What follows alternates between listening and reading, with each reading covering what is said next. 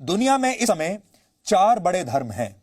ईसाई धर्म, इस्लाम, हिंदू धर्म और बौद्ध धर्म। दुनिया की कुल आबादी में ईसाई धर्म को मानने वालों की संख्या 31% है। इस्लाम को मानने वालों की संख्या 25% है, यानी इस्लाम दूसरा सबसे बड़ा धर्म है पूरी दुनिया में।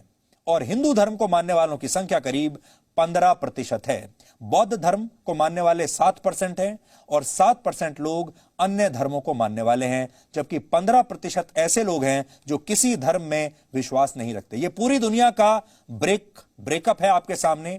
पूरी दुनिया में कितने लोग किस धर्म को मानते हैं, क्योंकि इस समय अब दुनिया में एक धर्म युद्ध चल रहा है। पहले नंबर पर ईसाई धर्म है, दूसरे नंबर पर इस्लाम है।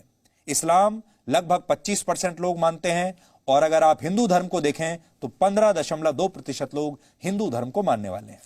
दुनिया में इस समय करीब 57 देश ऐसे हैं जहां इस्लाम को मानने वाले बहुसंख्यक हैं। 57 देश। इन देशों में करीब 200 करोड़ मुसलमान रहते हैं। इनमें से बहुत कम देश ऐसे हैं जहां लोकतंत्र है, लेकिन इन देशों में यह लोकतंत्र भी अलग अलग कई रूपों में बहुत कमजोर है। जहां लोकतंत्र है भी, वहां भी बहुत कमजोर लोकतंत्र है। फिलहाल दुनिया में ऐसा कोई मुस्लिम देश नहीं जो पूरी तरह से 100% लोकतांत्रिक हो। मलेशिया और इंडोनेशिया लोकतांत्रिक देश जरूर हैं, लेकिन वहां भी कट्टर इस्लाम की जड़ें बहुत मजबूत हैं और लोकतंत्र ठीक ढंग से काम नहीं कर रहा। फ्लॉड डेमोक्रेसी उसे कहते हैं। पाकिस्तान, टर्की और बांग्लादेश और नाइजीरिया जैसे देशों में जो लोकतंत्र है, उसे आप इस्लामिक राज और लोकतंत्र का मिश्रण कह सकते हैं। इसे हाइब्रिड डेमोक्रेसी कहते हैं। जबकि इमरान खान में एक तरह से, जबकि अगर आप ईरान की बात करें तो ईरान में एक तरह से तानाशाही है। इराक और लीबिया जैसे इस्लामिक देशों में कठपुतली सरकारें हैं। कई देशों में इस्लाम की कट्टर विचारधारा को माना जाता है। उदाहरण के लिए सऊदी अरब में आज भी अदालतें शरिया कानून के हिसाब से ही फैसले सुनाती हैं। सऊदी अरब में सिर कलम करके सजा देने का आज भी प्रावधान है। तो ये इस्लाम की दुनिया है, इस्लामिक वर्ल्ड जिसे आप कहते हैं, जो लगभग 57 देशों में है इस समय पूरी दुनिया में। और वहां किस तरह का लोकतंत्र है, किस तरह का शासन है और क्या विचारधारा है, ये आपको बताया। ये एक अलग दुनिया है जो पूरी दुनिया से अलग है, कटी हुई है। यूरोप की बात की जाए तो आबादी के हिसाब से सबसे ज्यादा मुसलमान अभी फ्रांस में रहते हैं, जहां मुसलमानों की आबादी 9% है। इसीलिए फ्रांस में यह सब हो रहा है।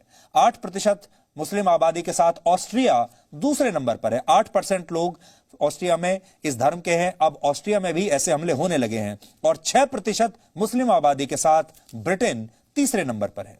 लेकिन यूरोप में मुसलमानों की आबादी तेजी से पिछले कुछ वर्षों के दौरान ही बढ़ी है। इसके पीछे 2 बड़े कारण हैं। पहला है मुसलमानों के बीच ज्यादा जन्म दर और दूसरा है पलायन। 2010 से 2016 के बीच 6 साल में यूरोप की मुस्लिम आबादी में करीब 29 लाख का इजाफा हुआ है। और यह जन्म से होने वाली वृद्धि है, क्योंकि मुस्लिम परिवार ज्यादा बड़े होते हैं, वहां जन्म दर ज्यादा होती है, ज्यादा सदस्य होते हैं, ज्यादा बच्चे पैदा होते हैं, इसलिए इनकी आबादी तेजी से बढ़ती है। आंकड़ों के मुताबिक यूरोप में मुसलमानों की जन्म दर उनकी मृत्यु दर से ज्यादा है। इसी अवधि के दौरान यूरोप में गैर मुसलमानों की जनसंख्या 16 लाख कम हो गई। यानी मुस्लिम जो आबादी है वो तो लगातार तेजी से बढ़ रही है, 29 लाख बढ़ गए, और जो गैर मुस्लिम आबादी है वो कम हो रही है, वो 16 लाख कम हो गई। 2010 से और 2016 के बीच 6 साल में पलायन करके यूरोप आने वाले मुसलमानों की संख्या 34 लाख से ज्यादा थी, जबकि इस दौरान सिर्फ 12 लाख गैर मुसलमानों ने अपने देशों से यूरोप के देशों में पलायन किया। इस दौरान धर्मांतरण करने वाले गैर मुसलमानों और मुसलमानों की संख्या लगभग 1,60,000 थी। यूरोप के इन देशों में मुसलमानों को कट्टरपंथी 3 तरीकों से बनाया जाता है। कट्टरपंथी बनाने के 3 बड़े तरीके। पहला, इसके तहत यूनिवर्सिटीज में कट्टरपंथी विचारधारा को मानने वाले लोगों को उनके समूह बनाए जाते हैं और फिर ये लोग छात्रों के बीच अपनी विचारधारा को फैलाते हैं, यानी कॉलेज से ही इन्हें कट्टरपंथ की तरफ धकेल दिया जाता है। दूसरे तरीके में छात्रों को स्कॉलरशिप का लालच दिया जाता है। इस्लामिक कट्टरपंथी इन छात्रों की पढ़ाई का खर्चा उठाने का वादा करते हैं, फिर इन्हें स्थानीय मदरसों और समुदायों में इस्लाम पढ़ाने के लिए भेजा जाता है और धीरे धीरे यही शिक्षा कट्टरपंथ की ट्रेनिंग में बदल जाती है। तीसरे तरीके में एनजीओज की मदद ली जाती है। इन एनजीओज को जो फंडिंग मिलती है उसका इस्तेमाल दूसरे धर्मों के खिलाफ नफरत फैलाने के लिए किया जाता है। इसलिए बहुत सारी एनजीओज से भी आपको सावधान रहना है। और यह कारण है कि यूरोप में अब इतना जबरदस्त तरीके से कट्टरपंथ फैल रहा है। ऐसा नहीं है कि यूरोप के देश आतंकवाद को रोकने की कोशिश नहीं कर रहे, लेकिन इसे रोकने की कोशिशें अक्सर असफल रहती हैं। एक रिसर्च के मुताबिक वर्ष 2001 में यूरोप में आतंकवाद की 4 घटनाओं को अंजाम देने की कोशिश हुई थी, सिर्फ 4, लेकिन इसमें से आतंकवादियों को एक में ही सफलता मिली। लेकिन 2015 में 4 आतंकवादी घटनाओं को अंजाम दिया गया, जबकि 16 कोशिशों को असफल किया गया। 2016 में आतंकवाद की 10 घटनाएं हुई, जबकि 20 कोशिशों को नाकाम किया गया। 2017 में करीब 15 आतंकवादी हमले हुए और 19 कोशिशों को असफल किया गया। 2018 में 6 आतंकवादी हमले हो चुके हैं और 12 को समय रहते रोक लिया गया। यानी अगर आप देखेंगे इस पूरे नक्शे पर, बड़ी स्क्रीन पर अगर आप देखें तो आप देखेंगे कि 2000 में जो हमले थे, आतंकवादी हमले, वो बहुत कम थे यूरोप में, और 2015 के बाद से 2016, 17 और 18 में ये हमले अचानक से बढ़ गए। जैसे जैसे कट्टरपंथ इस्लाम बढ़ रहा है, जैसे जैसे कट्टरपंथी पॉपुलेशन वहां पर बढ़ रही है, वैसे वैसे आतंकवादी हमले भी यूरोप में बढ़ते जा रहे हैं। और यह सब इसलिए हुआ क्योंकि यूरोप के इन देशों ने दिल खोलकर शरणार्थियों को अपने देशों में जगह दी है, दिल खोलकर इन्हें स्वीकार किया है और अपने आप को पूरी दुनिया के सामने सेकुलर दिखाने की कोशिश की है। शरणार्थियों के लिए दरवाजे खोलने का नतीजा क्या होता है, यह आज ऑस्ट्रिया के लोगों ने देख लिया। लेकिन यूरोप के ही एक और देश पोलैंड ने कट्टरपंथियों को रोकने के लिए जो किया, वो आज पूरी दुनिया के लिए एक सबक है। अब समझिए ऑस्ट्रिया और पोलैंड में क्या फर्क है। ये दोनों बिल्कुल अलग अलग मॉडल हैं, एक दूसरे के बिल्कुल विपरीत।